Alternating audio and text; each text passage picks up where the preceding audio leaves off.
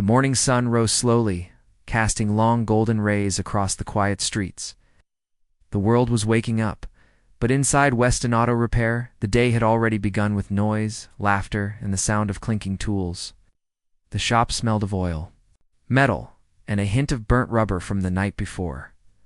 A group of mechanics stood in a loose circle near the center of the garage, all focused on a sleek black car. It was an expensive Model 1 of those luxury sports cars that cost more than some people's homes. Its hood was open wide, revealing a complex, tangled maze of wires and parts. The engine sat still, lifeless, like a heart that had given up. Thing's done," said Carl, the loudest mechanic in the shop. His uniform was dirty, his hands covered in grease, but his voice carried a tone of pride as if he had just delivered an expert diagnosis. "Not even a top-class engineer could fix this pile of junk. The owner's wasting his time bringing it here." Another mechanic, Leo, snorted. "Yeah, the engine's completely fried. This thing hasn't run in months. Might as well use it as a coffee table." The group erupted in laughter. It wasn't just about the car, it was about the joke, the camaraderie, the feeling of knowing. More than the next guy, in the corner, away from the group, a man swept the concrete floor. He was tall, but his posture made him seem smaller. His navy blue janitor uniform was faded, and his shoes were worn down from years of use. His name tag read simply, Marcus. Marcus didn't speak much. Most days he swept the floor, took out the trash, and quietly did whatever task the shop owner gave him. To the mechanics, he was invisible, just the janitor. But today, Marcus heard their laughter. As the broom scraped along the floor, a sentence cut through the noise and made him pause. "This engine is dead. Even a pro can't fix it." Carl shouted again, louder this time, wanting the others to agree. Someone else, younger mechanic, grinned and added, "Not even our janitor could." The laughter that followed was louder this time, echoing off the metal walls of the garage. It wasn't just a joke, it was a dig. They weren't just laughing at the car. They were laughing at him. Marcus froze mid-sweep. His fingers tightened on the wooden broom handle. Slowly, he raised his eyes from the floor, looking toward the group. His face was calm, almost unreadable, but his dark eyes glinted in the sunlight. Streaming through the shop windows, for a long moment, he said nothing. He just stood there, the broom angled against the floor, listening to their laughter. Then he smiled. It wasn't a wide grin. It wasn't the smile of someone embarrassed or shy. It was quiet, controlled. The kind of smile that didn't match the sound of their laughter at all. Carl noticed. "What's with you, Marcus? You think this is funny too?" he called out, smirking. "Or are you going to tell us you can fix it?" The others laughed again. But there was a hint of curiosity now. Marcus leaned the broom gently against the wall and walked toward the car. His steps were slow, deliberate, each one echoing faintly on the concrete floor. The room grew a little quieter as he approached, not completely silent, but the laughter softened, replaced by murmurs. He stopped a few feet from the car and looked down at the open hood. His eyes scanned the maze of wires, the blackened parts, the layers of dust and grease. He didn't touch anything. He didn't even lean closer. He just looked. Then, without taking his eyes off the engine, he spoke in a low, calm voice. "Want to make it interesting?" The words hung in the air like smoke. Carl blinked. "What?" Marcus finally looked up at them, his face still calm, his eyes sharp. "If I fix it, you pay me double my monthly salary." The room went still. For a second, there was silence. Then, almost like an explosion, the group burst out laughing again, louder than before, harsher. "You fix this." Leo nearly doubled over, holding his stomach as he laughed. "What are you going to do, sweep the engine back to life?" Another mechanic, Tom, shook his head, grinning. "Man, I'll chip in $5 just to watch him fail. This'll be the best entertainment we've had all week." Even the shop owner, Mr. Weston, who had been watching from his office doorway, stepped forward, his brow furrowed, but his lips twitching with a small, amused smile. "Marcus, you're serious?" Marcus nodded once. His very Weston crossed. his arms studying him for a moment. The janitor's face was calm, steady, with no sign of hesitation. He didn't look nervous. He didn't even look proud. Just certain. Finally, Weston let out a short laugh and said, "Fine. You've got yourself a deal. But let's make it more interesting." He pointed toward the clock on the wall. 2 hours. If the car runs by then, double pay. If not, you're cleaning this entire shop for free for a month. Deal. The mechanics whistled and muttered, excited by the added stakes. Marcus didn't flinch. Deal. He turned and walked toward the sink to wash his hands, rolling up the sleeves of his uniform as he went. His arms were lean but strong, with faint scars that looked old and faded, as if from another lifetime. The laughter continued behind him, but it was different now. It wasn't just mockery, it was mixed with whispers. Has he ever even fixed a car before? Maybe he just wants attention. This is going to be hilarious. But one younger mechanic, standing a little apart from the others, frowned. As he watched Marcus, there was something about the way the janitor moved, calm, confident, unhurried, that didn't match the man they thought they knew. Marcus dried his hands, picked up a simple toolbox from the corner, and walked back to the car. He looked at the engine again, his fingers resting lightly on the metal. The sound of laughter around him faded in his mind. All he heard was the faint tick of the shop clock and the distant sound of a car passing outside. Marcus leaned closer, studying every wire, every bolt, every sign of damage. His eyes moved quickly but carefully, like he was reading a language only he understood. Finally, he whispered, almost to himself, "All right, let's wake you up." The shop, once filled with laughter, was now silent.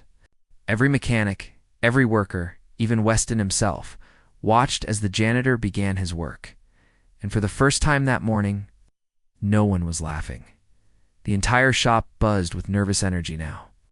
What had started as a harmless way to pass the morning was quickly turning into something everyone wanted to see. The mechanics circled closer, their grins wide, their voices low but sharp. The smell of oil and gasoline mixed with the faint aroma of burnt coffee from the break room, giving the shop an oddly heavy air. Marcus stood at the center of it all, still calm, still quiet. His hands didn't shake. His eyes didn't dart nervously like everyone expected. He simply set down his small, battered toolbox next to the car and rolled his sleeves higher, revealing those faded scars again. They weren't fresh. They weren't new. But they told a story none of the men knew yet. Carl, the loudest of the bunch, clapped his hands together. "All right, janitor. You've got 2 hours. That's it, 2 hours." He pointed at the clock hanging above the office door. "When that big hand hits 12, game over. If the car doesn't roar by then. You're mopping this place top to bottom for free. Got it?" Marcus didn't even look at him. He only nodded once, then crouched beside the open hood. The engine was a nightmare. Even from a distance, anyone could see it was a mess, wires burned, connections loose, metal parts worn and scarred like they'd been through a war. Leo leaned in close to Carl and whispered, "There's no way he can do it. Look at that thing. Even we don't know where to start." Carl smirked. "Relax. This is just free entertainment." But in the far corner, the youngest mechanic, Jamie, didn't join the laughter. He watched Marcus closely, his brows furrowed. Something was off. Marcus wasn't poking around randomly like someone pretending to know what they were doing. His hands moved with purpose. He studied the engine carefully, his fingers tracing along each damaged line, each cracked pipe, each burnt coil, and then, without a word, Marcus reached into his toolbox and pulled out a small, worn-out wrench one. That looked like it had been used 1,000 times. His grip was steady as he adjusted the first bolt. Click, click. The sound echoed softly through the shop. The laughter died down. One by one, the mechanics stopped talking and just watched. Mr. Weston, the shop owner, leaned against his office doorframe, his arms still crossed. His face was calm, but his eyes were sharp. Curious. There was something about the janitor's focus, his unshakable calm, that was starting to make even Weston question what he was seeing. "Where did you even learn to do this, Marcus?" finally asked, breaking the silence. His tone was half mocking, half curious. Marcus didn't look up. His hands kept moving, twisting, checking, tightening. Long time ago, he murmured. That's it? Carl snorted. Long time ago? What were you? Some kind of YouTube mechanic? Marcus ignored him. He slid further under the hood, his hands now deep inside the maze of parts. The faint sound of metal against metal filled the air as he adjusted, something none of them could even see. The tension grew thicker with each passing second. The only sound was the ticking of the wall clock and the occasional scrape of Marcus's wrench. At one point, he paused. His hand rested lightly on a cluster of burnt wires. He tilted his head, listening not to the voices around him, but to the faintest sound the car was making. A sound no one else seemed to hear. Jamie stepped forward, almost whispering he knows what he's doing. Carl shot him a look. He's a janitor, kid. Don't let him fool you. But Jamie didn't answer. His eyes stayed locked on Marcus, who now reached for a pair of insulated pliers from his toolbox. They were old but well kept, like they had been his personal tools for years. In one clean motion, Marcus disconnected the burnt wires and began stripping them, with a precision that left even the mechanics silent. Every motion was deliberate, every move confident, and still, Marcus hadn't said a word. Minutes passed. The sound of the clock seemed louder with each tick. 30 minutes in, the laughter had stopped completely. Even Carl, who had been so loud and smug before, was just standing. Their arms crossed, eyes narrowing as he watched. Hey, Weston finally said, his voice calm but firm. Marcus. Marcus didn't look up. Yes, sir, you need anything? Tools? Parts? Marcus hesitated for a moment, then nodded slightly. Yes, there's a torque wrench in your office. The one you keep in the black case. The entire shop froze. Weston's brows shot up. How do you know I keep that locked away? Marcus finally looked up, meeting Weston's gaze directly for the first time all morning. I used to use one just like it, every day. A chill seemed to pass through the room. Weston stared at him for a moment, then without a word, turned and walked to his office. He returned a moment later with the sleek black case, handing it to Marcus without another question. Marcus opened it carefully, his fingers brushing over the polished metal of the torque wrench like it was something familiar, something personal. Then, without another word, he bent back over the car and continued working. The minutes crawled by. Sweat formed on Marcus's forehead, but his movements never slowed. His focus never wavered. He worked like a man with a mission, like someone who wasn't just trying to win a bet, but someone who needed to finish what he started. The others whispered among themselves, who is this guy? Maybe he used to work at another shop. Or maybe it's just bluffing, and this car's going to stay dead. But no matter what they whispered, none of them could take their eyes off him. And as the clock ticked closer to the deadline, one thought began to creep into everyone's mind. What if he actually does it? The shop felt heavier now, like the air itself had grown thick. The loud laughter that had filled the room earlier was gone. In its place was the sound of metal, tools, the faint ticking of the wall clock, and Marcus's steady breathing as he worked. 2 hours. That was the deal. And with each passing second, the men who had once been so confident were starting to shift uneasily on their feet.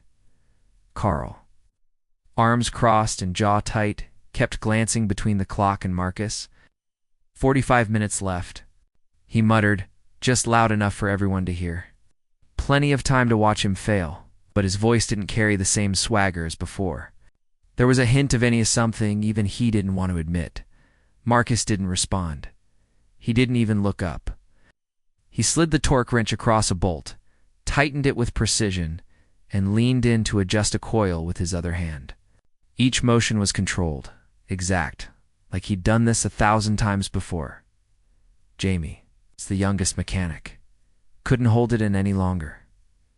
Where'd you learn this, Marcus? He asked, his voice cautious, almost respectful. Marcus's eyes stayed on the engine a long time ago, far from here. That's not an answer, Carl snapped, glaring at Jamie. Stop distracting him. Let him dig his own grave. But Jamie's curiosity only grew. You worked on cars before, didn't you? Just basic repairs. Big jobs. Race engines. Maybe. For a brief moment, Marcus paused, his hand hovering over the wiring harness. He didn't turn, but his voice was quieter now, almost distant.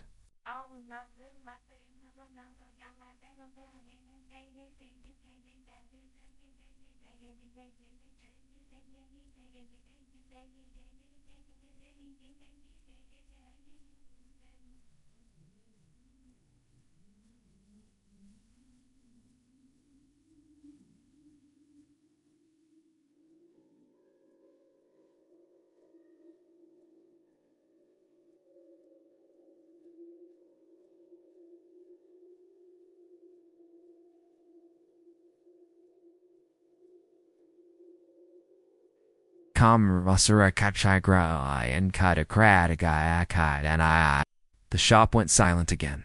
The car looked like a nightmare to anyone else.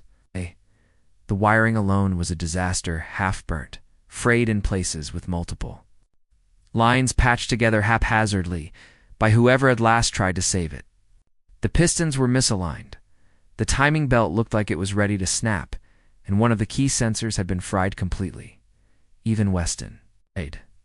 The shop owner had told the car's actual owner earlier in the week, "It'll cost you more too. Fix this than to buy another car." Yet Marcus worked like none of that mattered. He didn't complain. He didn't curse under his breath like most mechanics would. Instead, he worked in silence, pausing only to literally listen to the faint sounds the car made as he shifted parts into place. Carl shook his head, scoffing loudly. "He's just putting on a show. Watch, he's probably just moving parts around to look busy."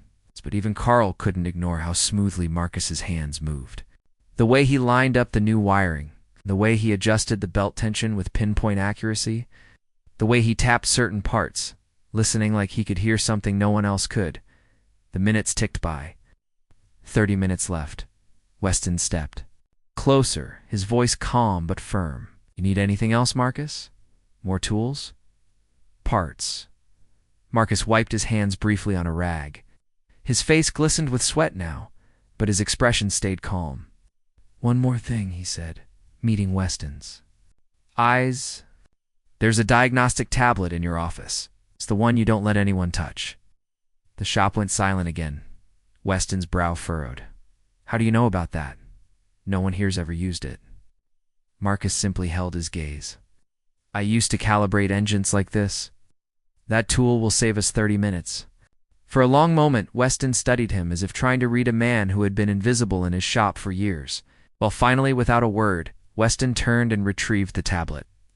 When he placed it in Marcus's hands, the entire crew stared in disbelief. Marcus powered it on without hesitation, his fingers moving across the screen like someone who had done it 1,000 times.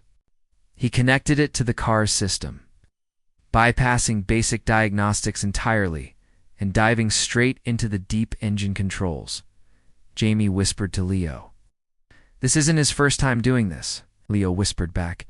"Then why is he mopping our floors?" Neither had an answer, as Marcus calibrated the sensors and adjusted the fuel mapping. The clock continued its merciless countdown. 20 minutes left. Carl, still trying to hold on to his confidence, barked out, "Even if it starts, it's probably going to blow up the second you hit the gas." Marcus glanced at him for the first time, his eyes calm but sharp. "Engines don't blow up when they're fixed right." Carl opened his mouth to reply, but nothing came out. Marcus returned his focus to the car. Sweat dripped down his brow. His fingers tightened the last connection, adjusted the last calibration, set the torque wrench aside. 15 minutes left. The engine looked different now. It was still the same complex machine, but it no longer looked dead. The wires were neatly realigned, the belt tension perfect. The burnt parts replaced with precision. For the first time, the mechanics stopped whispering. They were just watching. Jamie finally broke the silence. "If he pulls this off, he's not just some janitor.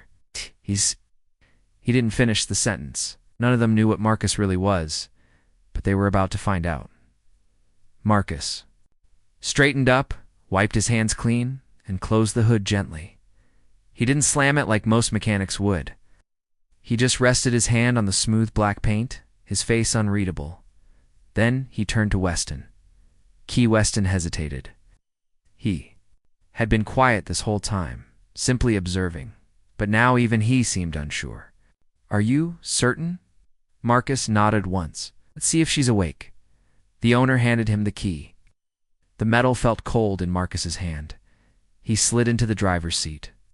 The entire shop gathered behind him, every set of eyes locked. On the car, the clock ticked. 10 minutes left. Marcus took a deep breath, inserted the key, and turned it halfway, letting the dashboard light up. The car hummed faintly, something it hadn't done in months. Every mechanic leaned forward, their breaths held. Marcus turned the key fully. The engine coughed once, twice, and then the shop was so quiet that the faint hum of the dashboard lights sounded louder than anything else. Every pair of eyes, Carl's, Leo's, Jamie's. Weston stared at the black car as Marcus held the key. The engine gave a low cough. Once, twice. It felt like the machine itself was gasping for air after years of silence. Carl muttered. Under his breath, "Here it comes." Another dead stall. But before he could finish, a sound broke through the tense air room. The engine roared to life. Not weakly, not sputtering, but with a deep, smooth growl, like a beast waking up. From a long sleep, the entire car vibrated gently, the dashboard lights shining brighter. For a moment no one moved, no one spoke. Then Jamie whispered, barely audible, "It's running." The words seemed to echo in the stunned silence. Leo's jaw dropped. "That thing hasn't made a sound in months." Weston, the owner, stepped closer, his usually calm face now carrying an expression of disbelief. "How?" he started, his voice low. "How did you?" He just gave the gas pedal a light tap. The engine responded instantly, revving smoothly. No hiccups, no stalls, no smoke. It purred like it had just come out of the factory. Carl shook his head hard, refusing to believe what he was seeing. This doesn't prove anything. It could still die in a minute. Or maybe you just patched it up so it runs for a while. Marcus finally looked at him, his calm eyes locking on Carl's. "I didn't patch it up. I fixed it, the right way." Carl opened his mouth, ready to argue again, but the words didn't come. The engine's steady hum was proof enough. Jamie took a step closer to Marcus, his voice soft but filled with curiosity. "Marcus, where did you learn to do this? You're not just a janitor, are you?" Marcus slowly stepped out of the car, closing the driver's door behind him.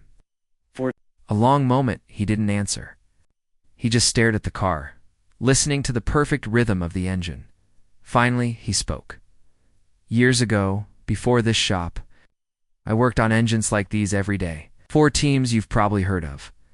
Cars that didn't just drive, they flew across racetracks at 200 miles an hour. The mechanics froze, their eyes wide. "You were a race mechanic?" Jamie asked.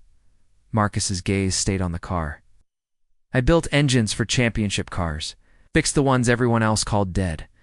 But after a while, I walked away from that world." Leo frowned, still trying to understand. "Why? Why would someone like you end up sweeping floors?" Marcus turned his eyes toward them, his expression unreadable.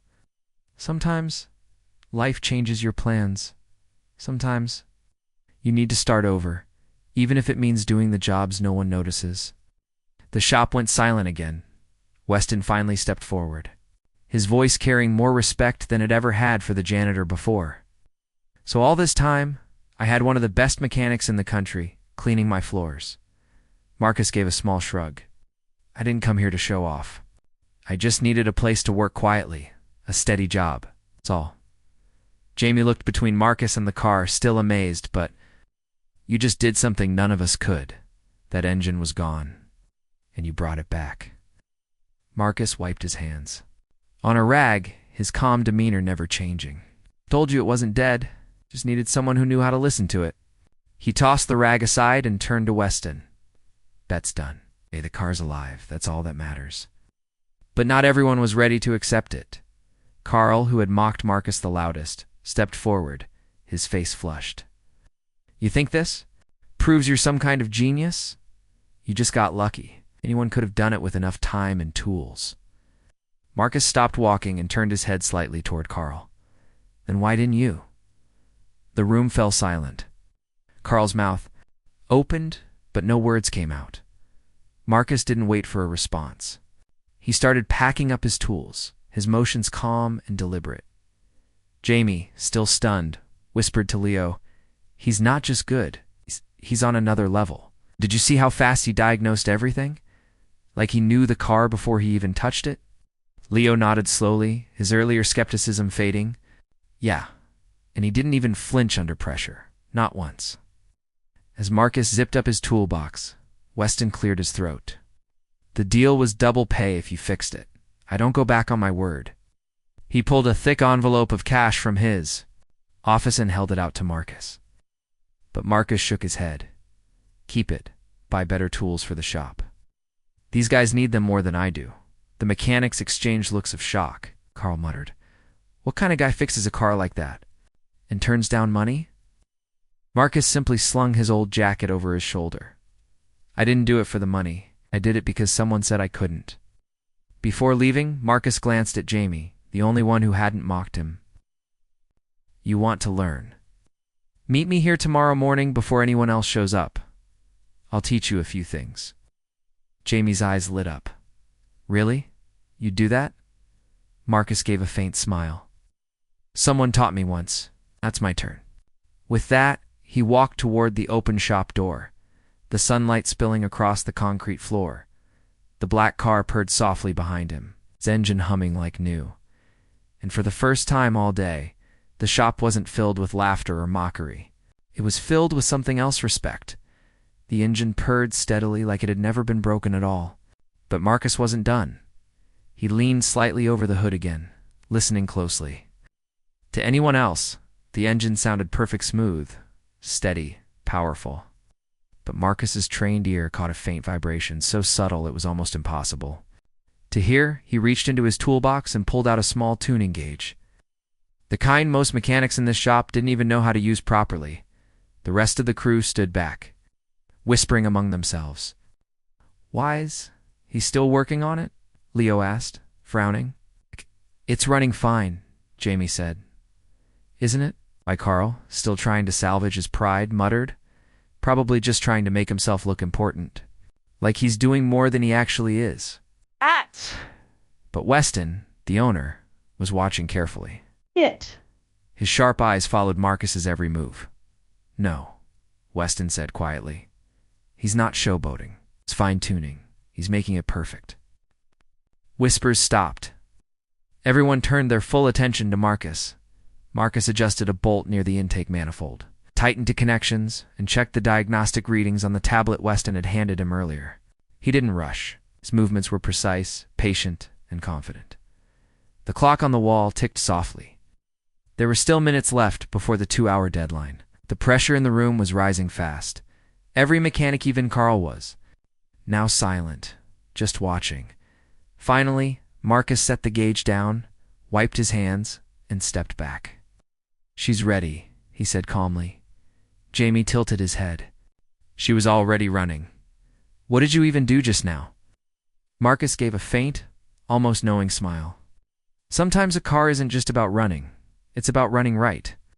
If you rush a fix, the engine lives for a week. Do it properly, and it'll last years." He looked directly at Carl when he said it. Carl clenched his jaw but said nothing. But the tension didn't end there. Marcus turned toward Weston. "Before we're done, I need one more thing," he said. Weston raised a brow. "What now?" "A tool you probably haven't used in years," Marcus replied. "Your laser alignment calibrator, the one locked up with the racing gear in the back." The entire shop went silent. Leo blinked. "We have a laser calibrator? Since when?" Jamie muttered. "Why would a janitor even know about that?" "Been here 2 years, and I didn't even know we had one." Weston narrowed his eyes, studying Marcus. "That tool's been sitting in storage for years. No one touches it because no one here knows how to use it." "How do you?" Marcus's calm expression didn't change. "Because I used to rely on one for every engine I built." If we're going to make this car truly alive, we finish the job the right way.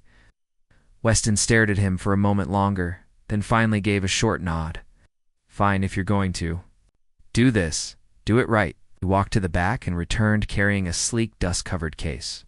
The shop crew exchanged stunned looks as Marcus opened it, revealing the high-tech alignment calibrator. Jamie whispered, "I've only ever seen one of those in racing documentaries." Leo muttered, "What kind of janitor knows how to use something like that?" Carl just crossed his arms, muttering under his breath, "This is all just for show. There's no way he's for real." But deep down, even Carl was starting to doubt his own words. Marcus set up the device, lining it carefully along the car's chassis. The red laser beams traced perfect lines across the shop floor, measuring angles and balance points that the other mechanics couldn't even interpret. For the next 10 minutes, Marcus adjusted the car's suspension points, tuned the engine mounts, and recalibrated the alignment until the readings glowed green on the tablet. Finally, he switched off the device, packed it back into the case, and stepped away from the car. "Now," Marcus said quietly, "she's perfect." The room was silent again. Jamie, breaking the silence, asked Marcus, "Why do you know all of this? Why are you even here? You're not like us. You're not just some guy sweeping floors. Who are you?"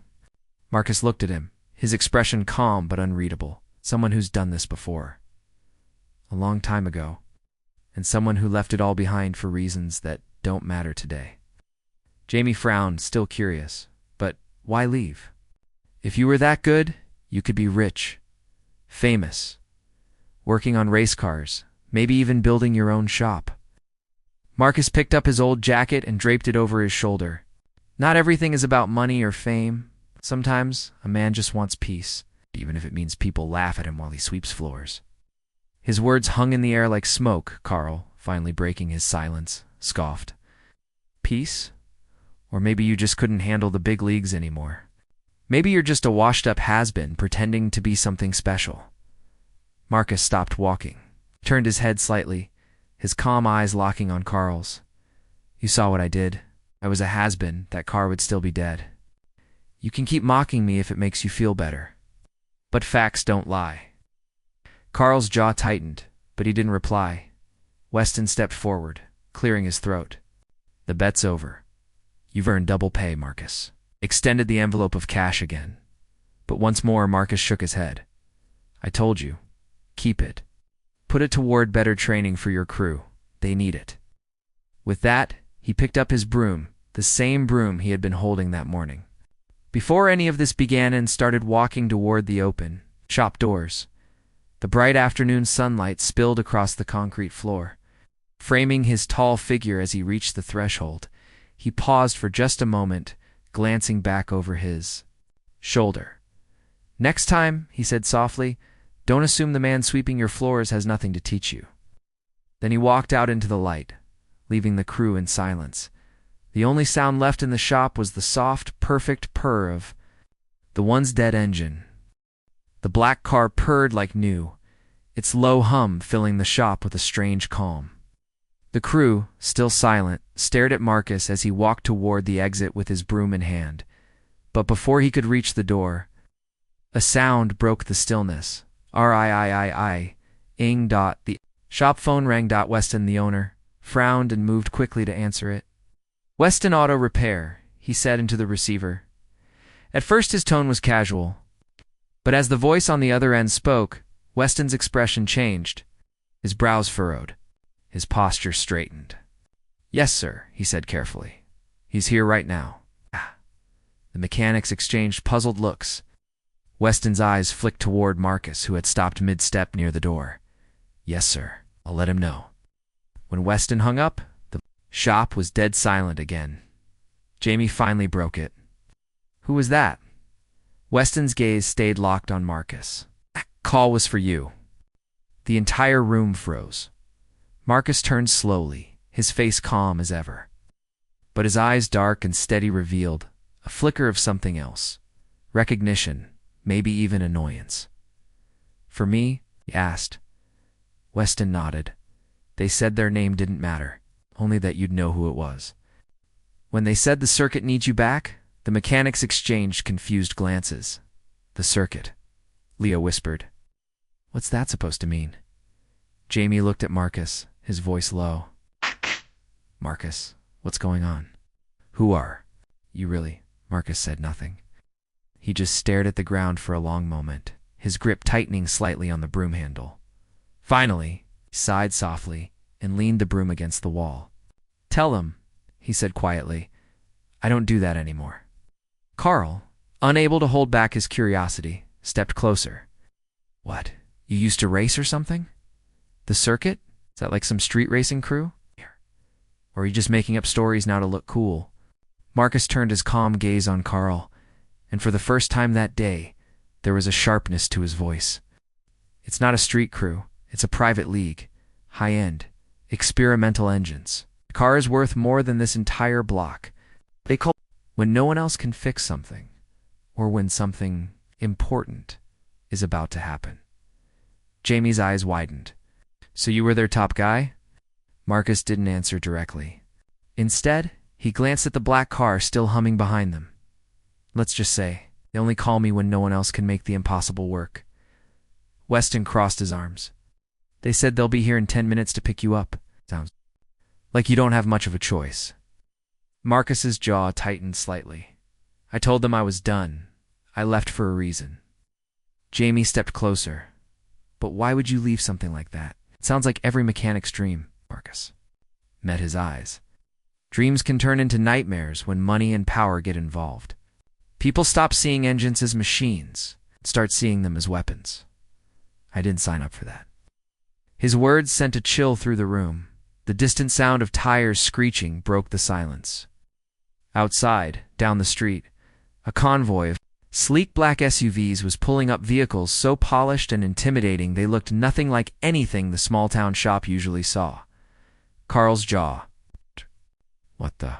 Who are these people? Weston's voice was low but serious. They're not here for us. They're here for him. All the SUVs came to a stop right in front of the shop. The engines cut, and 3 men in sharp black suits stepped out. They didn't look like racers. They didn't even look like regular business types. They looked like people you didn't want to cross. One of them, a tall man with silver hair and dark sunglasses, stepped into the shop. His presence was enough to make everyone instinctively step back. His eyes, hidden behind the shades, scanned the room before settling on Marcus. Time's up. The man said in a cold, even tone, You're coming with us. The circuit has a situation. Marcus's face stayed calm, but his shoulders shifted. Slightly like a man preparing himself for something he had hoped he'd never do again, Jamie whispered, Marcus, do you have to go? Marcus didn't answer right away. He looked around the shop, at the faces of the people who had spent the morning mocking him except Jamiand, then at Weston, who now stared at him with something between respect and curiosity. Finally, Marcus said softly, Looks like I don't have a choice. He walked past the men in suits, but before stepping outside, he stopped and turned back. His eyes found Jamie. Remember what I told you this morning? Be here tomorrow early. I'll teach you everything I can, while I still can. Nodded quickly, his voice firm. I'll be here. Marcus gave the faintest hint of a smile. Then he stepped into one of the waiting SUVs. The door closing behind him with a heavy thud. The convoy's engines roared to life, louder and sharper than any car the shop had ever seen, and in seconds they were gone, disappearing down the road. The shop was silent again. Only the steady hum of the once dead black car remained, filling the air with a reminder of the man who had fixed it. Carl broke the silence first. What just happened? Jamie, still staring at the road where the SUVs had vanished, said quietly, We all just found out. Marcus isn't the man we thought he was. The black SUVs sped through the city streets, their tinted windows hiding everything inside. Inside the lead vehicle, Marcus sat quietly, his old jacket folded on his lap. The men in suits didn't speak. They didn't need to. Their sharp, stiff posture and silent focus told Marcus everything. This wasn't a friendly visit. Finally, the man with silver hair seated across from him broke the silence. You told us you were done? You disappeared. But when a car like that, he gestured toward the window, hinting at the black car Marcus had revived, comes back to life in your hands, Word travels fast. The circuit can't ignore you, Marcus kept his voice calm. I don't fix engines for them anymore. Don't race anymore. That world is behind me. The silver-haired man's mouth curled into the faintest smirk. Maybe, but you're the only one alive who can deal with what we're facing. Refuse us, and someone will get hurt badly. Marcus's jaw tightened. Threats won't make me change my mind. The man leaned forward slightly, his tone cold but steady. It's not a threat, Marcus. It's reality. One of our prototype. Racer's a machine you helped design years ago is failing. If it doesn't run by tonight, millions are lost. And more importantly, he paused, letting the weight of his words settle. Someone might die when that engine blows. Marcus's eyes narrowed. Who's driving it? Her name's Riley, the man said. She's young, fearless, and doesn't know the engine she's sitting on could kill her. The SUV turned sharply, leaving the city behind. The road stretched out toward a private industrial park where massive floodlights lit up a sprawling test track. The hum of high-performance engines echoed in the distance. As the SUV rolled to a stop, Marcus saw it. It's a car. Sleek. Jet black. With crimson streaks along the sides, the air shimmered around it from the heat of its experimental turbines, even standing still. The car looked like it wanted to move at 200 miles per hour. A small team of engineers surrounded it there. Voices sharp, urgent. Sparks flew as they worked, their tools flashing under the floodlights, and there, near the driver's side, stood Riley. A young woman, maybe mid-20s, with short, fiery red hair and a fearless glint in her eyes, while she watched the frantic engineers, but looked unimpressed, arms crossed. When she spotted Marcus stepping out of the SUV, she tilted her head, confused. Who's this? Another suit trying to tell me my car's fine when it's not. The silver-haired man answered for Marcus. This is Marcus. He's the reason you're still alive tonight. Riley's brow arched. That janitor they dragged me off my track day for? Marcus didn't react to the jab. He simply walked past her, straight to the car, crouched beside the engine bay. The moment he laid eyes on it, his expression shifted slightly. He knew. This engine, not just because he had helped design one like it years ago, but because he could already hear without even touching it that something deep inside was wrong. He tapped the side panel gently, listening. The faint hum that responded made his jaw clench. This isn't just failing, Marcus said quietly. It's seconds away from detonating. If she drives this at full speed, the whole system will rip itself apart. The engineers exchanged uneasy glances. Riley frowned. Then fix it. You're the miracle worker, right? Marcus glanced at her briefly. You want to live? Then, stay out of my way. Without waiting for a response, he grabbed a nearby set of tools and went to work. The team watched as Marcus moved with the same precision he had at the auto shop, but faster now.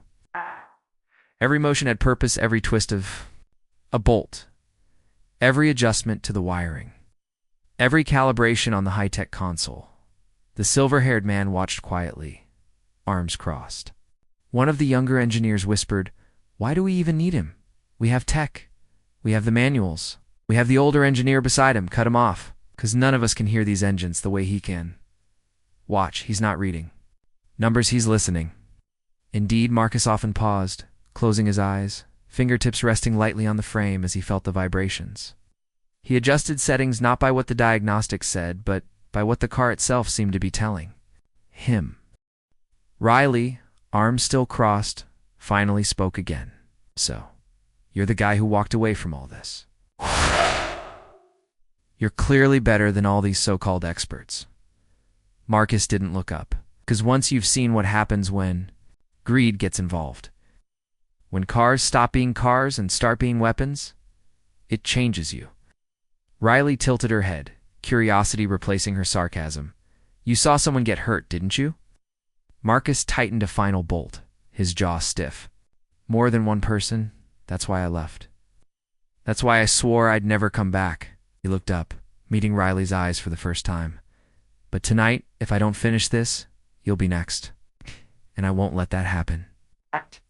Silver-haired man stepped closer, his voice sharp. You have 15 minutes, Marcus. The race is tonight, and the investors are already here. Marcus gave him a flat look. If I had 15 hours, maybe I'd build you a safer car. But you'll get what's possible in 15 minutes. After that, she drives it at her own. Risk, Riley smirked. Risk is why I race. Marcus didn't reply. He just focused harder, his hands moving faster as the clock ticked in the distance. Floodlights snapped on, illuminating the massive track like a glowing ribbon under the night sky. Engines roared as other racers prepared. Marcus's hands blurred as he locked the final components into place. Finally, he stepped back, wiping the sweat from his forehead.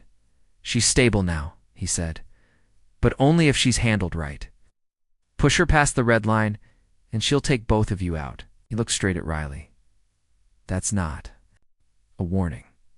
That's a fact. Riley's smirk faded. For the first time, she gave a small nod of respect. Got it, I'll drive her like she's alive, not like she's invincible. The silver-haired man checked his watch. Good, because in 5 minutes, you're both on the line. Marcus, you're not done yet. You're riding shotgun to monitor the systems during the first lap. Marcus shot him a cold glance. Ride in cars I can't fully trust. The man's lips curved into a thin smile. Then you'd better make sure you do trust it, because you're going in that car whether you like it or not. The tension hung in the air as the floodlights flared even brighter.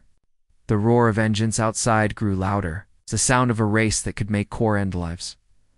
Marcus glanced at Riley, then back at the car, his hand resting lightly on its smooth black frame. The quiet janitor from the auto shop was gone. What stood here now was someone else entirely, someone the circuit had brought back. Whether he wanted it or not, the floodlights bathed the massive track in white light, stretching out like a glowing ribbon under the night sky. Engines thundered. In the distance low, guttural roars from cars worth millions. Each one looked like a beast straining at its leash. Ready to devour the asphalt, Marcus stood beside the black and crimson car he had just saved from exploding. Riley slid on her sleek black helmet, her eyes shining behind the visor with an almost reckless excitement. She turned to Marcus, her voice muffled but confident. Hope you're not scared of speed, Janitor. Marcus didn't bother replying. He simply checked the car's final diagnostics, his fingers tapping the screen quickly, making sure every reading was stable. The numbers weren't perfect. The engine still carried the risk of tearing itself apart if pushed too far. But for now, it would hold at least. He hoped so. The silver-haired man approached, hands clasped behind his back. His voice was calm, but it carried the weight of command. 5 laps. Top speed. No breakdowns. The investors are watching from the observation tower. If this car survives tonight, the circuit lives another season. If not, he didn't finish the sentence. He didn't need to. Everyone knew what was at stake. Marcus glanced at Riley. Keep it steady. If you redline this car, you're gambling with your life. Understand? Riley gave a small, crooked grin. I liked gambling. Marcus's eyes narrowed. This isn't a joke. If something feels wrong, listen to it. Don't fight it. Trust the car, or it won't trust you. Riley tilted her head, studying him. You talk like it's alive. Marcus looked at the black car, his hand brushing over the hood. In the right hands, every engine is. The starting line glowed under the floodlights. 5 other cars pulled up, each one a different color but equally lethal and design machines built not just for speed, but for domination. Crowds of wealthy spectators filled the glass-paneled observation decks, their murmurs barely audible over the revving engines. The circuit wasn't just a race, it was a show for the elite. It's a dangerous one. Marcus slid into the passenger seat, strapping in beside Riley. The cockpit was cramped, but lined with cutting-edge tech. Digital readouts flickered, showing live telemetry of every system. As Riley gripped the steering wheel, Marcus leaned toward her. If anything spikes past safe levels, you back off. No arguments? Understood? Riley smirked beneath her visor. Relax, Janitor. I've done this 100 times. Marcus's voice was low but sharp. Not with a car that wants to kill. Riley's grin faded slightly, but she nodded. The signal lights above the track blinked red. One by one, they shifted to yellow. The engine screamed louder as the racers revved to their limits. The air itself felt heavy, charged with anticipation. Marcus's hand hovered near the emergency kill switch on the console. If the car went unstable, it was the only thing standing between them and a fiery explosion. The final light turned green, and the race began. The black and crimson car shot forward like a missile, the G-forces pressing Marcus hard against his seat. The track blurred into streaks of gray and white as Riley skillfully weaved between two competitors, her hands steady on the wheel. Marcus's eyes darted between the telemetry screens and the track. The numbers were stable for now, but the sound, subtle, almost imperceptible hum beneath the roar of the engine. Marcus could hear it again. That faint wrong vibration. "Keep it at 90%, Marcus said sharply. "Don't push. Full throttle yet." Riley frowned. "We'll lose the lead if I hold back." "Better to finish second than not finish at all," Marcus replied coldly. The first lap burned by in seconds. They were in third place, trailing two sleek silver racers that seemed almost glued to the asphalt. The telemetry showed rising heat. Levels, but still within range. Marcus could feel the car fighting, straining against the careful adjustments he had made. Riley glanced at him briefly. "She's begging to go faster. Can feel it." Marcus's voice was firm. "She's begging. You two respect her limits. There's a difference." Riley smirked, but eased off slightly, holding the line through the curve. Behind them, one of the competitors misjudged a corner, sending sparks flying as his rear tires scraped the barrier. The crowd gasped, but the car recovered. This wasn't a friendly race. It never was. By the second lap, Marcus could see sweat glistening on Riley's forehead beneath her helmet. Her focus was intense, but there was a flicker of unease in her movements now. The vibration was getting worse. The engine wasn't just unstable, it was angry. Marcus's hand hovered near the kill switch again. "Ease her down 5%. Now." Riley hesitated. "We'll drop to fourth." "Do it," Marcus ordered. She exhaled sharply, but obeyed, and the vibration lessened slightly. "Good," Marcus said. "She's telling us she's near her breaking point. Ignore that, and we're both dead." The silver-haired man's voice crackled through the earpiece, calm but pressing. "Status." Marcus pressed the "come." "Stable for now, but this engine wasn't built for 5 laps at this pace. You want her alive? We may need to pull out after the 4th. The man's reply was cold. "She finishes all 5. Investors don't pay for almost." Marcus's jaw tightened. "Then make sure you have ambulances on standby." He killed the "come" before the man could respond. As they surged into the 3rd lap, Riley glanced sideways at Marcus. "You really hate these people, don't you?" Marcus kept his eyes on the screens. "I don't hate anyone. But I know what happens when people with money treat machines like toys. Someone always pays the price." Riley's grip on the wheel tightened. "Then why come back? Why not let this car fail and walk away?" Marcus glanced at her. "I don't like watching people die, even reckless ones." For the first time, Riley didn't have a sarcastic reply. The roar of engines behind them grew louder as another racer crept up on their left. Riley grinned under her visor. "Hold on, Janitor. I might need to show them we're not just here to survive." Marcus's eyes flicked to the heat gauge. It was rising fast. "You floor it, we don't make it to lap 5. Riley's voice was firm. "Then we make lap 5 in first place." Before Marcus could argue, Riley slammed the throttle. The car roared like a living beast, surging forward with a violent burst of speed. Marcus gritted his teeth as the telemetry spiked red. The vibration returned, harder this time, rattling through the cockpit like a warning. The 4th lap loomed ahead, and Marcus knew if they pushed any harder, the car wouldn't just fail. It would explode. The black and crimson car roared down the straightaway, its engine screaming as Riley pushed it harder than Marcus wanted. The GI forces slammed them into their seats, the world outside becoming a blur of lights and asphalt. Marcus's eyes darted. Between the telemetry screens, numbers were spiking into the red zone: heat, pressure, stress on the frame. The vibrations were no longer faint. They were strong, rattling through his chest like a warning drumbeat. "Riley," he said sharply. "Ease up." She's seconds from tearing herself apart. Riley's grip on the wheel tightened, her voice sharp but calm. "If I back off now, we lose the lead. You think the circuit cares about us finishing safe? They only care about winning?" Marcus's jaw clenched. "If we blow, no one's crossing the finish line, winning or not." But Riley didn't slow down. The two silver racers behind them were closing in, their headlights reflecting off the black car's mirror-like paint. She slammed the throttle again, surging ahead. Marcus's fingers hovered over the emergency kill switch. His instinct screamed to end this run before disaster struck. But the voice in his head, the one from his years in the circuitry, reminded him, "If you cut it now, you don't just lose the race. You make enemies you can't afford." The track curved sharply to the right, a dangerous bend lit by towering floodlights.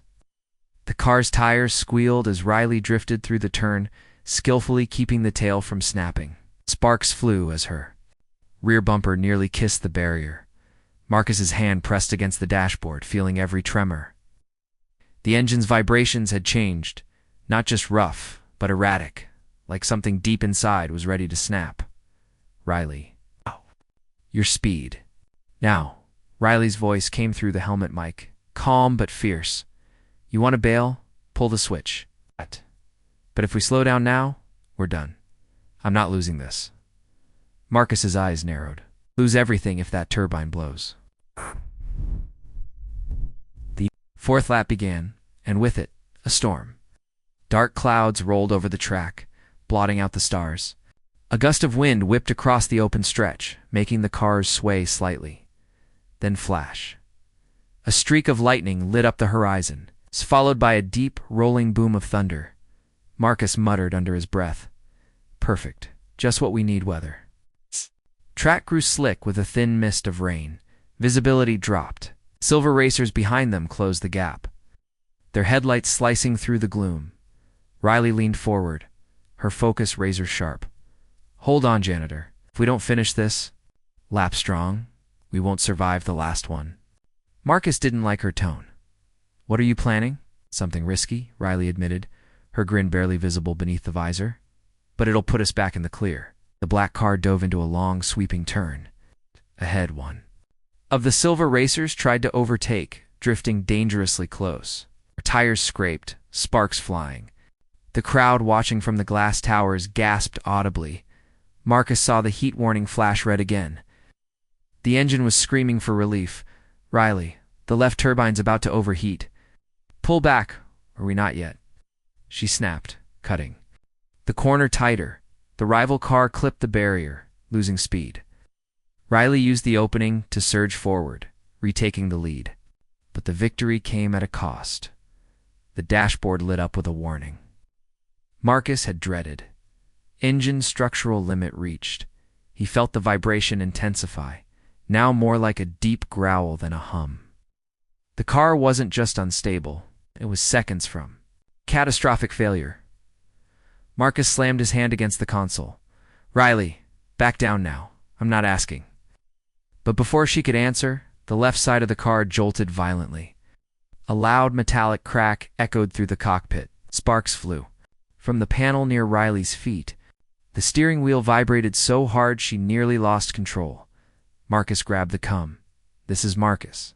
The car's about to blow. Get medics on standby." The silver-haired man's voice came back, calm but cold. "You finished the race, Marcus. That's an order." Marcus's eyes burned with anger. Orders don't mean much if we're in a fireball. The fifth and final lap loomed ahead. Rain was falling harder now, streaking across the windshield. The other racer, the last silver car, was still close behind. Waiting for a chance to strike, Marcus looked at Riley. Her jaw was set, her eyes fierce. She wasn't afraid, not of the weather, not of the danger, not even of the car beneath them. Threatening to tear itself apart? "You're insane," Marcus muttered. Riley shot him a quick smirk. "Maybe, but so are you. Otherwise you wouldn't be here." Marcus exhaled, fingers tightening on the console. "Fine. You want to win? Then listen carefully. Can't fight the car. You work with it." Feel it.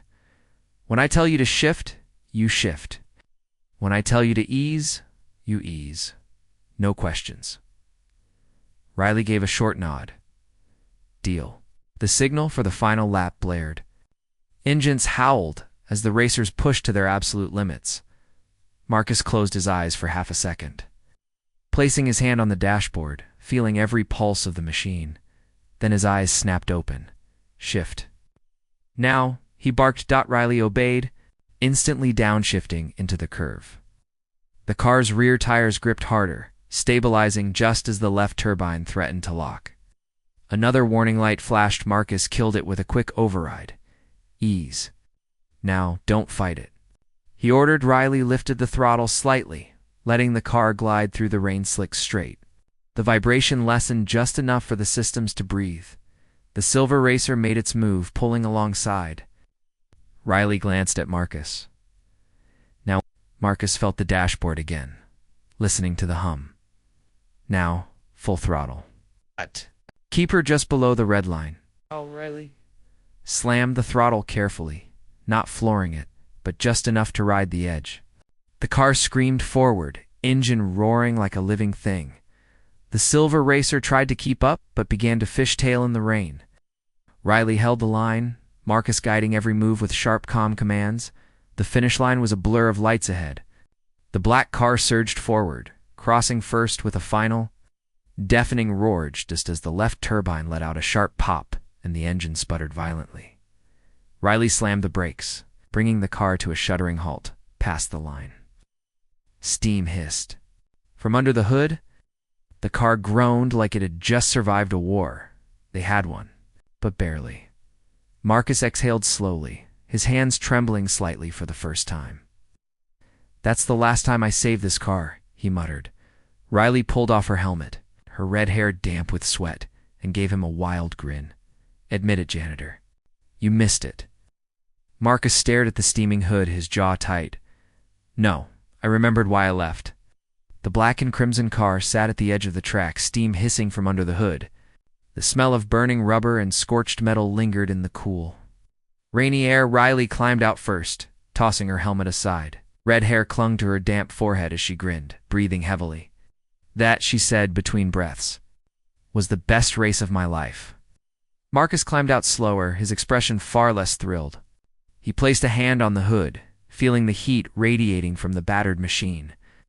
The faint ticking sound of a cooling engine echoed under the floodlights. This car's done, Marcus said quietly. If anyone tries to run it again tonight, it'll explode before the first lap. Riley smirked. Then it's a good thing we already won. The silver-haired man approached, his polished shoes clicking against the wet pavement. He clapped slowly, though his face showed no warmth. Impressive, Marcus. The circuit knew you wouldn't disappoint. Marcus turned to him, his jaw tight. I didn't do this for you. I did it so she wouldn't die. The man adjusted his sunglasses despite the dark, stormy sky above. Of course, always the reluctant hero. But you saved our investors millions tonight. They're grateful. From the glass-paneled tower above, silhouettes of suited figures could be seen watching the track, their faces obscured by the glow of the lights. Marcus followed the man's gaze, his brow furrowing. This wasn't about the race, was it? They wanted to see if the car could survive, to see if I could make it survive. The man's thin smile widened just slightly. You're smarter than most, Marcus. That's why we need you again.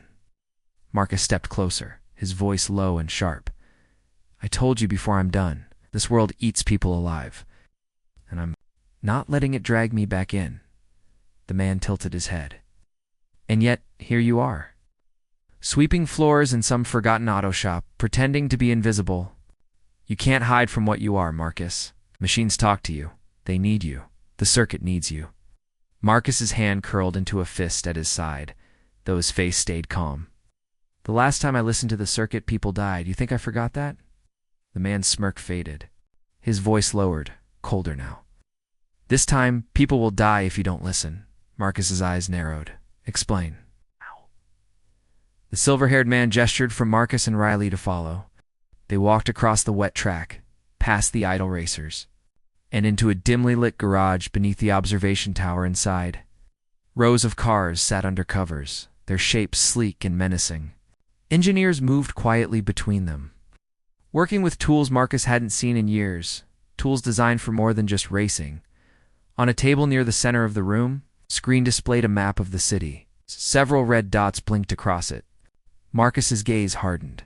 These aren't just cars. These are transport rigs, military grade.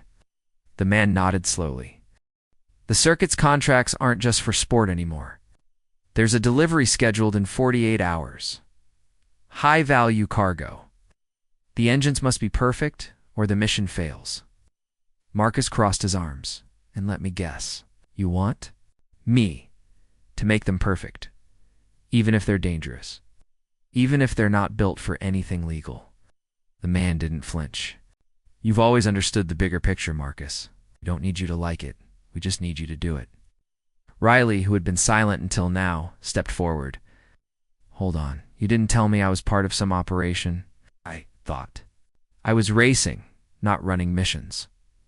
The man's gaze shifted to her. You're not part of the mission, Riley. You're a distraction, a showpiece, someone to draw eyes while the real work is done. Riley's face hardened. You used me. You used him. Marcus placed a calming hand on her shoulder. This is what they do. They make you think you're part of the game. But the game is always bigger than the race. He looked at the man, his voice steady but firm. I'm not touching those. Riggs. Find someone else. The man's thin smile returned, colder than before. You could walk away, Marcus, but you won't, because you know what happens when amateurs try to run engines like these without your touch. Marcus's jaw tightened. He knew the man was right. If he didn't step in, someone innocent would end up dead. The silver-haired man leaned in slightly. You have 24 hours to decide. Either you help us, or you watch the fallout on the news. He turned to leave, but paused. Oh, and Marcus? If you're thinking about disappearing again, remember we found you once. We'll find you again. The man walked out, his footsteps echoing in the cold garage. Marcus stood there in silence, staring at the blinking red dots on the map. Each one represented a potential disaster waiting to happen. Riley crossed her arms. So what now? You going to let them use you again? Marcus didn't answer right away. Finally, he exhaled slowly and said no. This time, I'm not fixing. They're machines just so they can hurt people. This time, I'm ending it. Riley tilted her head. Ending it? How? Marcus's eyes locked on the map. By making sure those rigs never leave this garage alive.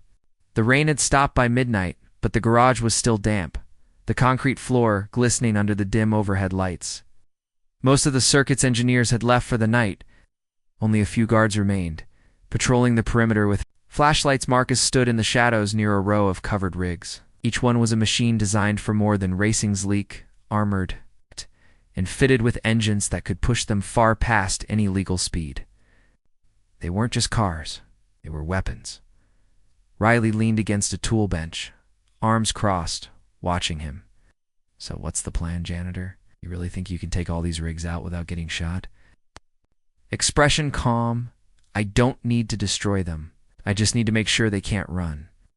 By the time the circuit figures it out, their operation will be dead. Riley tilted her head, a small grin forming. Subtle. I like it. What do you need me to do? Marcus crouched near the first rig, lifting the cover slightly.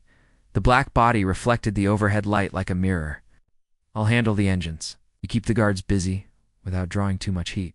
If anyone suspects sabotage, we're both done. He opened the rig's engine bay, the hydraulic hiss echoing softly. Inside, the machine was a marvel of engineering, precise, powerful, and dangerous. Marcus's skilled eyes scanned the components, identifying the weaknesses. It only took him a moment to find the spot. Single adjustment to the fuel regulator. A tiny cut to a key sensor wire, and the rig would look fine, but seize up the moment it hit top speed. Not destroyed. Not obvious. Just dead weight. Riley watched as his hands worked quickly, silently. You're really good at this. It's almost like you've done this before. Marcus didn't look up. I've built machines like these. I know how to break them. The distant sound of footsteps echoed through the garage. Marcus froze, listening. 2 guards were approaching.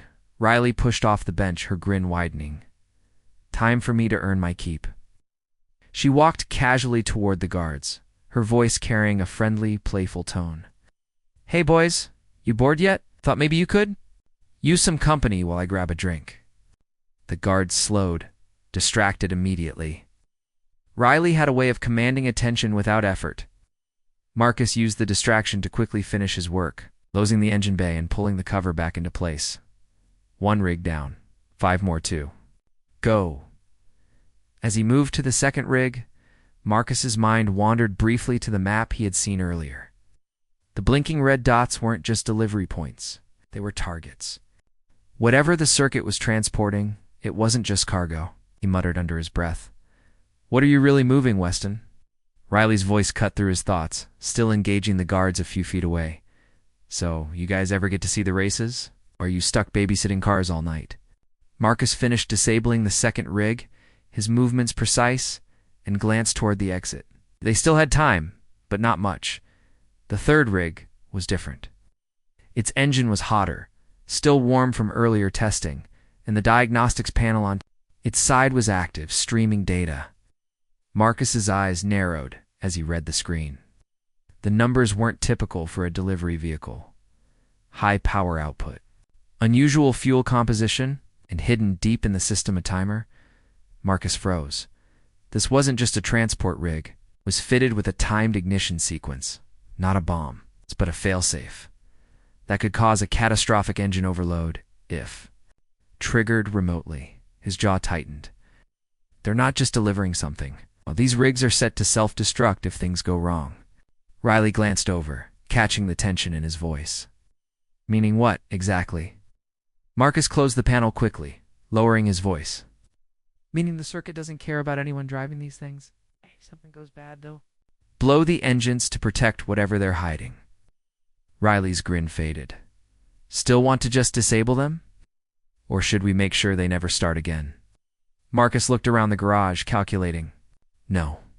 If we destroy them outright, they'll know someone inside is working against them. We need time. Kill the rigs quietly, let them figure it out too late to recover. As he moved to the fourth rig, the sound of a new set of footsteps echoed from the far end of the garage, heavier, slower. Marcus stiffened. These weren't guards. Riley noticed it too. She straightened, her playful tone gone. Someone important's coming. A tall figure emerged from the shadows. It wasn't the silver-haired man. It was Weston, the owner of the small auto shop Marcus had been working at before all this.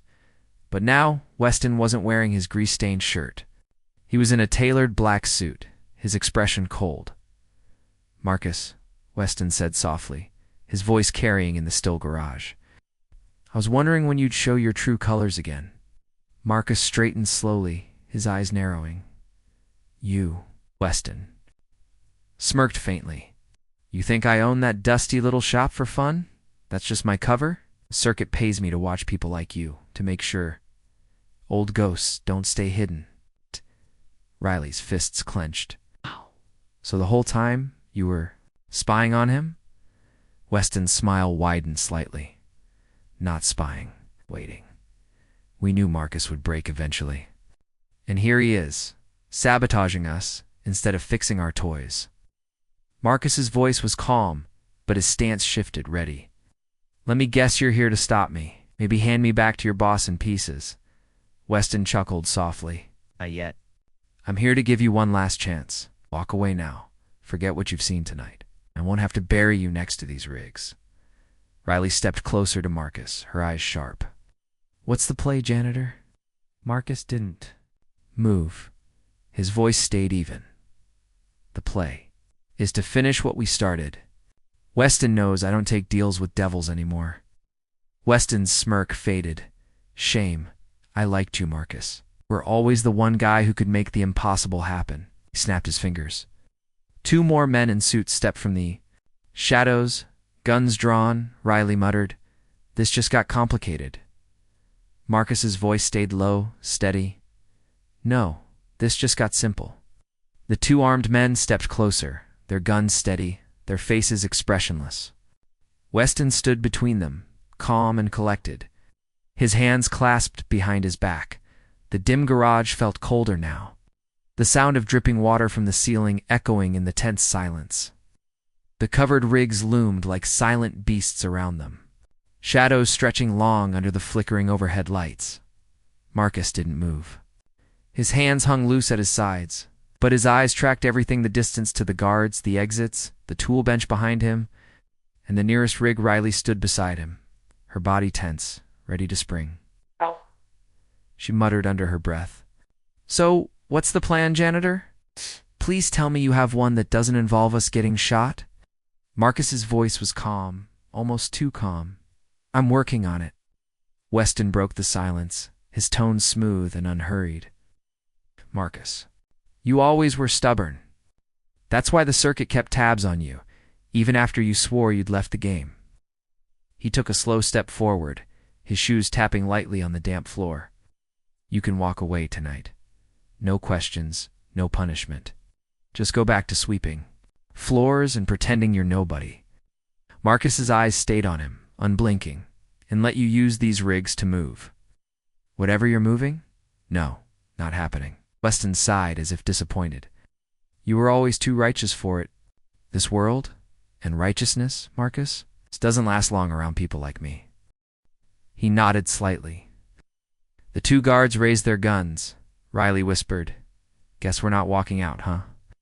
Marcus tilted his head just slightly, his voice low. "There's another way." Before the guards could react, Marcus reached behind him and grabbed a heavy wrench from the tool bench. In one motion, he hurled it across the garage. It struck a metal toolbox near the rigs, sending it crashing loudly to the ground. The noise echoed like an explosion, and instinctively, both guards glanced toward the sound.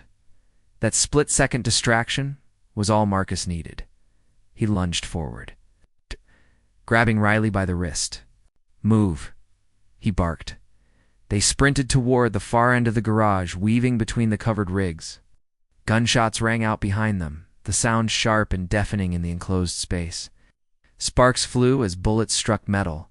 Riley ducked behind a rig, panting. "Great plan, Janitor. Now what?" Marcus scanned the garage quickly. On the far wall, a maintenance hatch sat slightly ajar, barely visible in the shadows. He pointed. "There, we take the crawl tunnel. It leads outside the tread compound." Another bullet struck the rig they were hiding behind, sending a shower of sparks across the floor. Riley glanced at Marcus.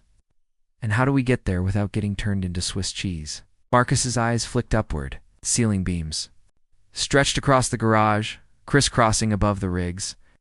An idea formed instantly. He grabbed a long steel hook from the wall, testing its weight. Then he looked at Riley.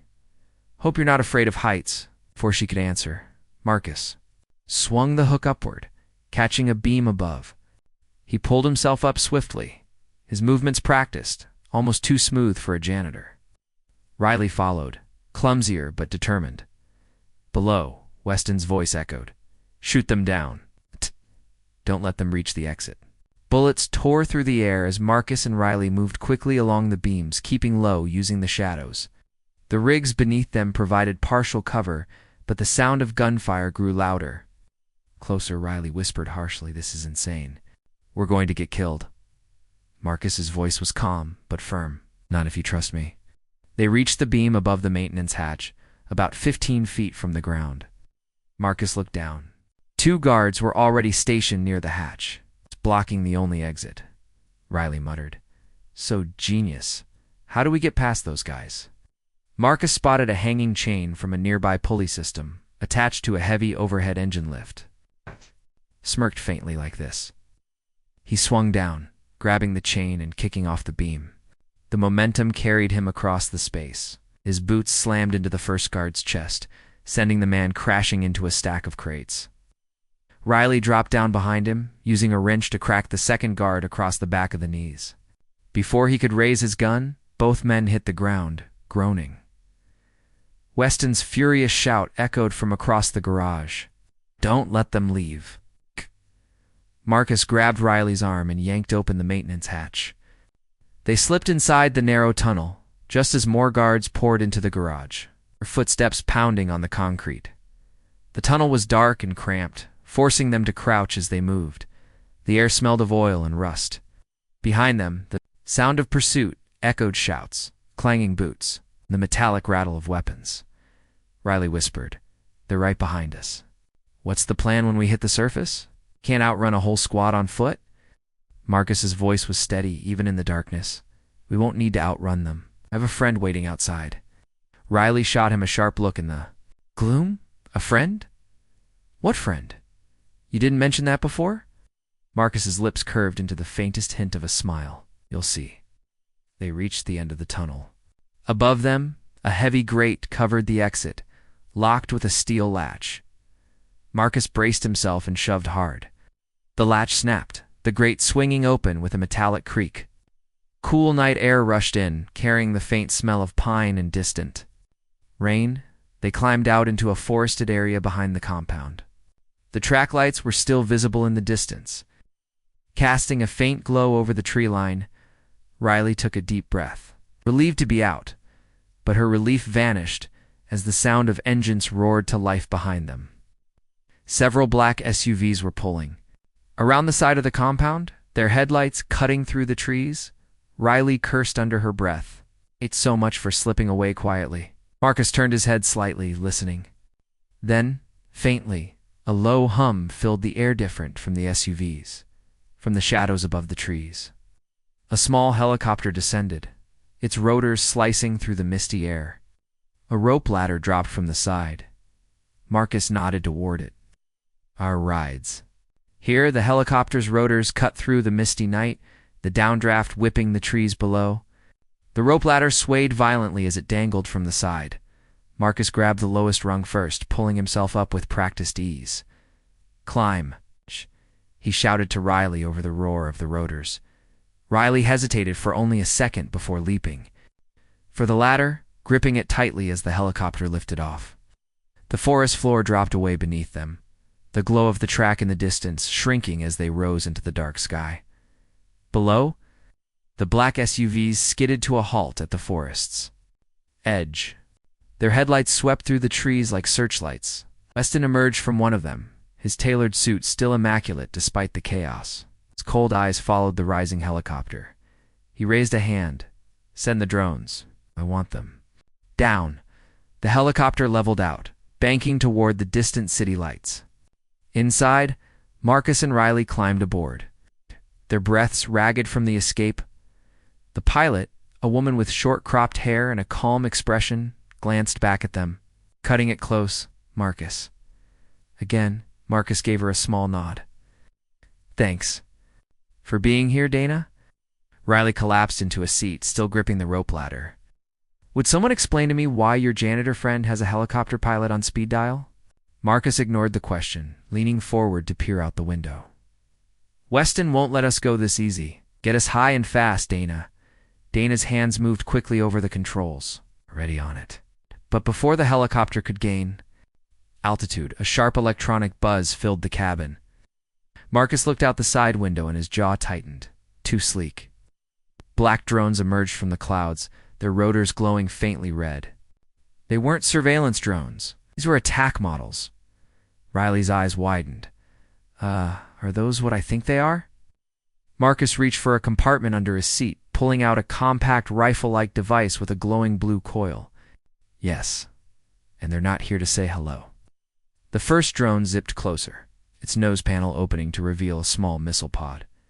Dana swore under her breath. "They're going to try and disable us midair. If we go down here, we won't be found until morning." The first missile launched. Dana jerked the helicopter hard to the right. The missile whooshed past, detonating harmlessly in the trees below. Marcus aimed the rifle out the open side door, his finger squeezing the trigger. A pulse of blue energy shot out, striking the drone. Sparks flew as the machine wobbled, its red lights flickering before it spiraled downward into the darkness. Riley blinked, still clutching the seatbelt. "Okay, you're definitely not just a janitor." Marcus didn't reply, already sighting the second drone. But this one was smarter, weaving in unpredictable patterns, staying just out of range. The drone fired a burst of rounds, bullets tearing through the air. One struck the side of the helicopter, sending a metallic clang echoing through the cabin. Dana gritted her teeth, her hands tight on the controls.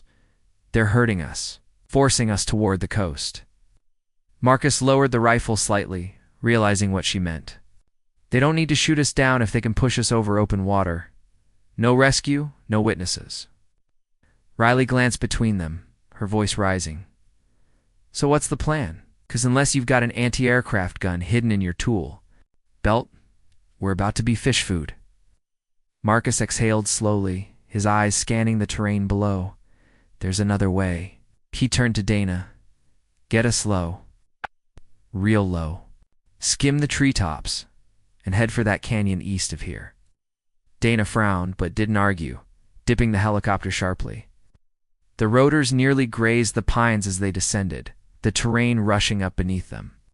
The drone followed, but the thick forest canopy made its movements sluggish, forcing it to slow to avoid collision. Marcus motioned to Riley. See that hatch by your feet? Open it.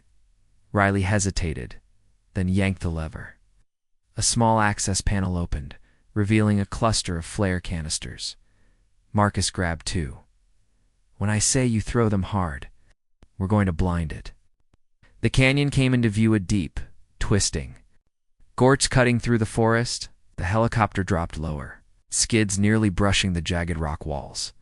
The drone zipped above the canyon rim, searching for a clean shot. Its missile bay opened again, the faint glow of targeting systems visible in the dark. Marcus's eyes narrowed. Riley hurled both flares out the open hatch. They burst into bright, blinding light, filling the canyon with a red orange glare. The drone's sensors flickered, momentarily blinded. It swerved, losing its lock. Dana yanked the helicopter hard into a narrow side passage, the canyon walls closing around them. The drone shot past, unable to adjust in time. It clipped the canyon edge, sparks exploding as it spun out of control, and crashed in a fiery burst below. Silence filled the cabin, except for the steady thrum of the helicopter's rotors.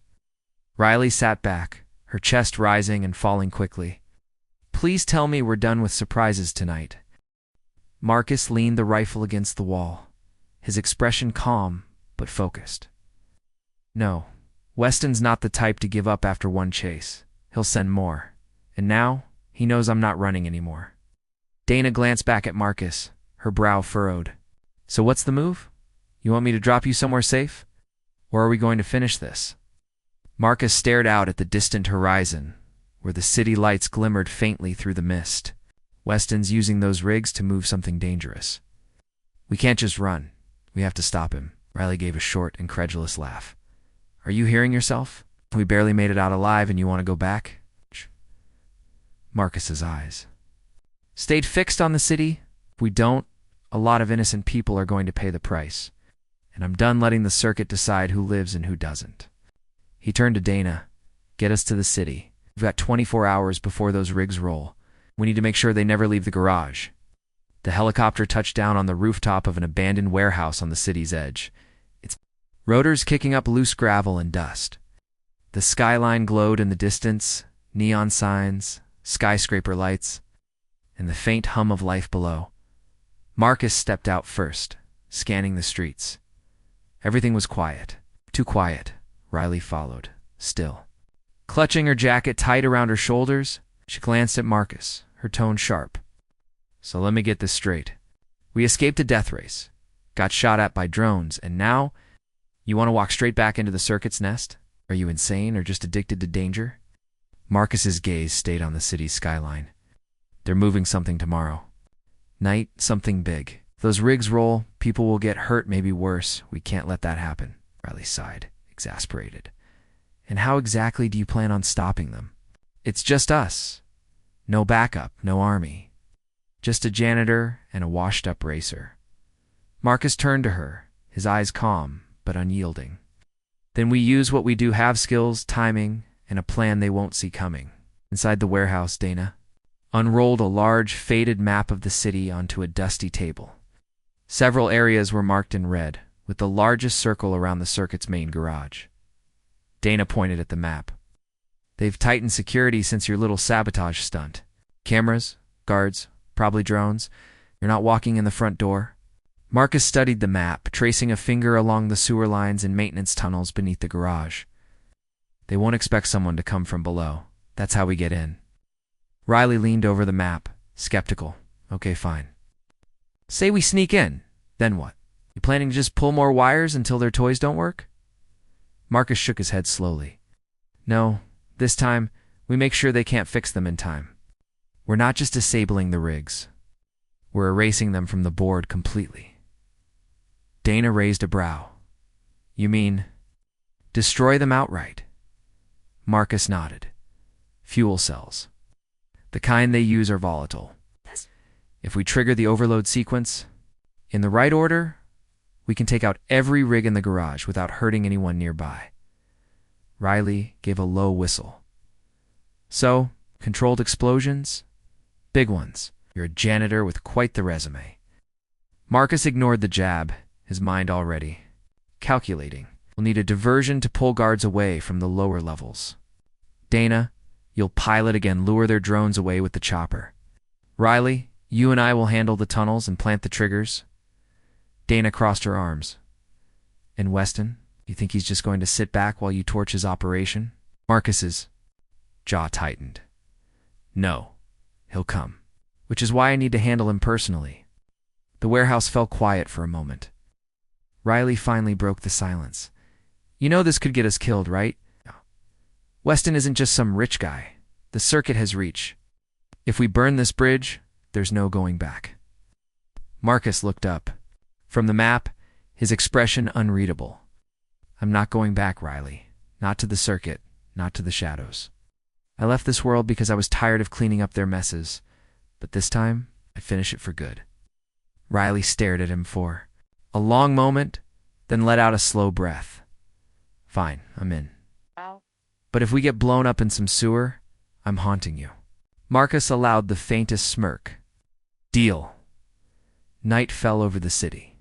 Marcus and Riley, dressed in dark, nondescript clothes, moved quietly through the deserted streets toward the old sewer access point. The air was cold, heavy with the scent of rain-soaked asphalt. Dana's voice came through Marcus's earpiece. Chopper's ready. Once you're inside, I'll start my run. Expect drones in under 3 minutes. Marcus replied quietly. Keep them busy. We'll handle the rest.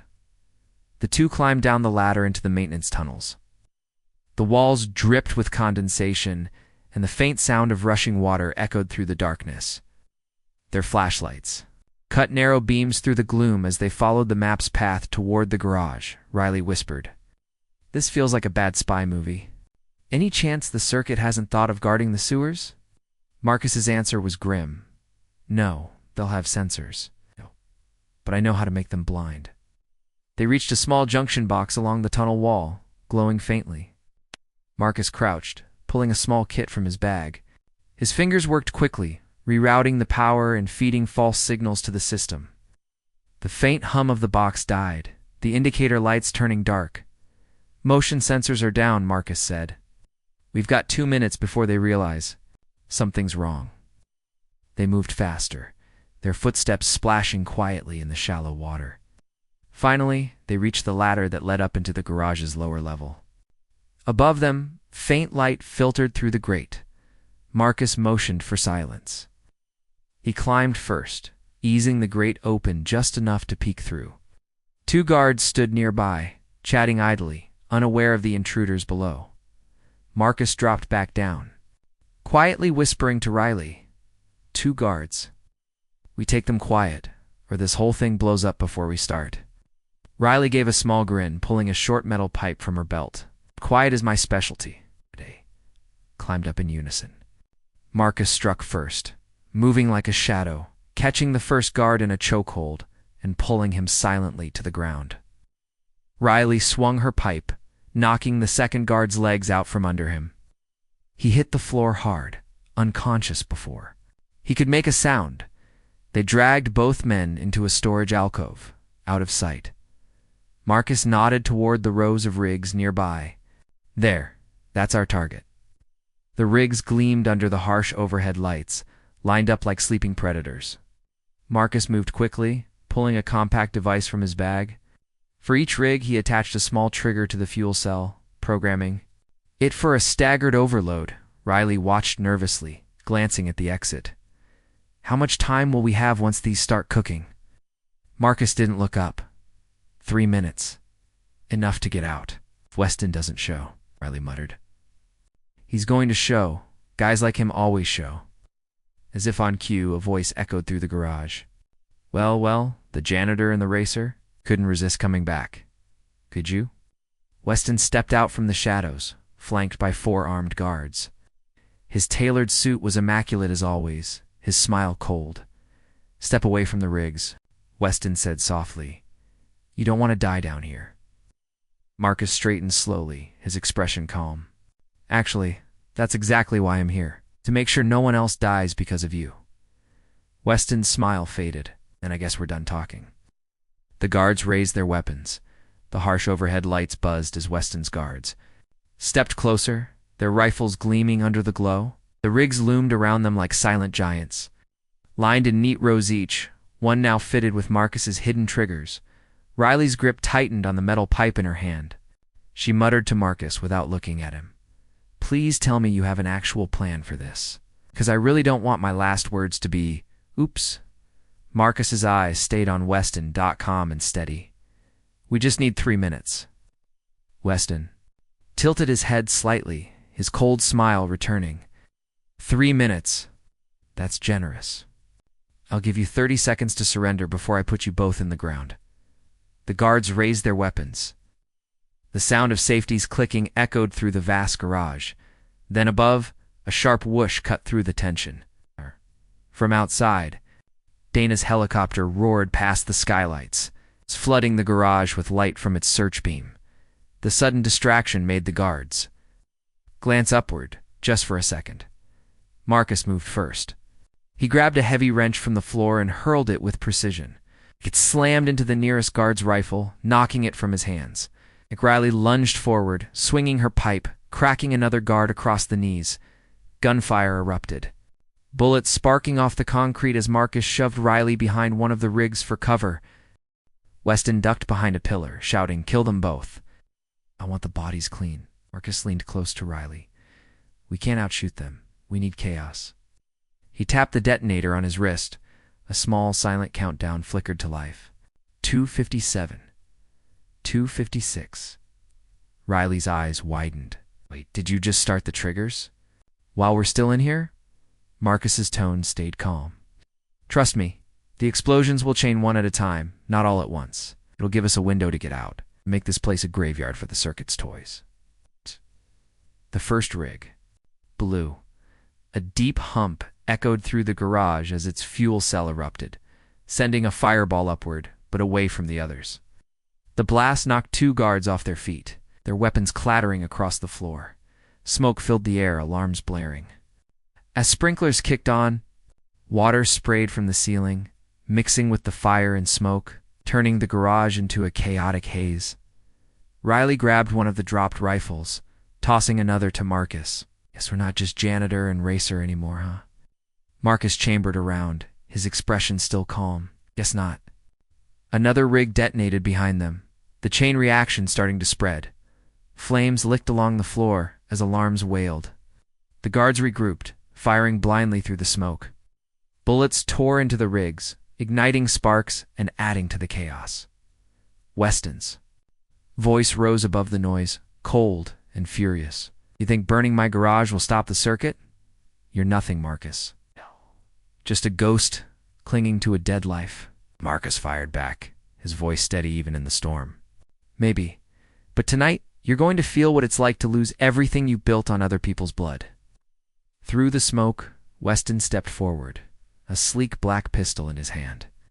He moved calmly, unaffected by the flames and chaos, his eyes fixed on Marcus.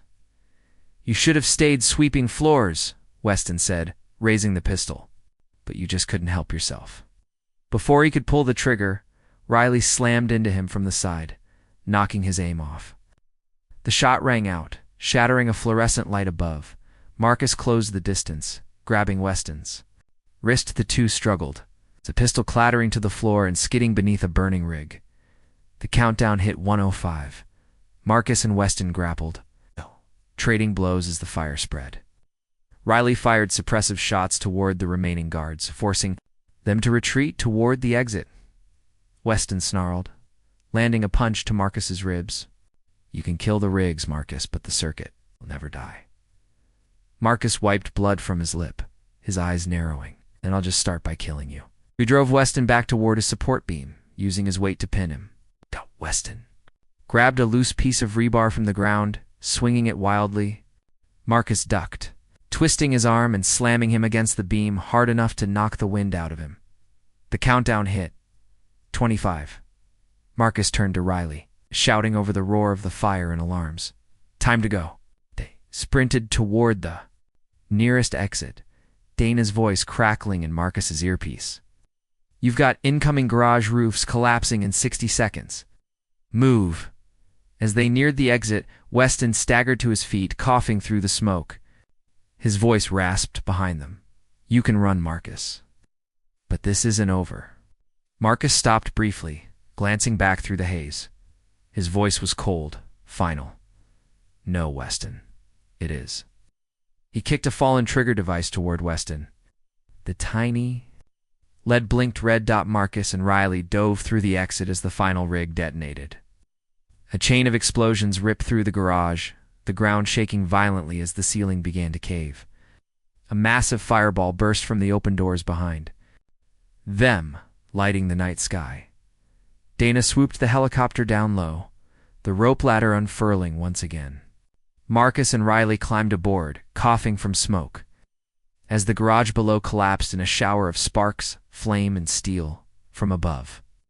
They watched as the circuit's stronghold became a heap of burning wreckage. The rigs, the weapons, the empire. Weston had built all gone in a single night.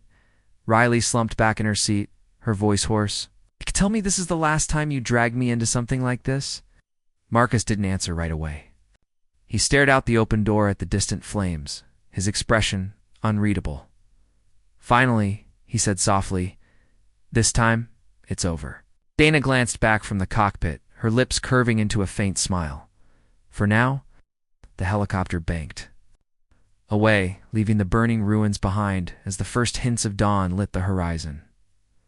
Marcus closed his eyes, leaning back against the seat.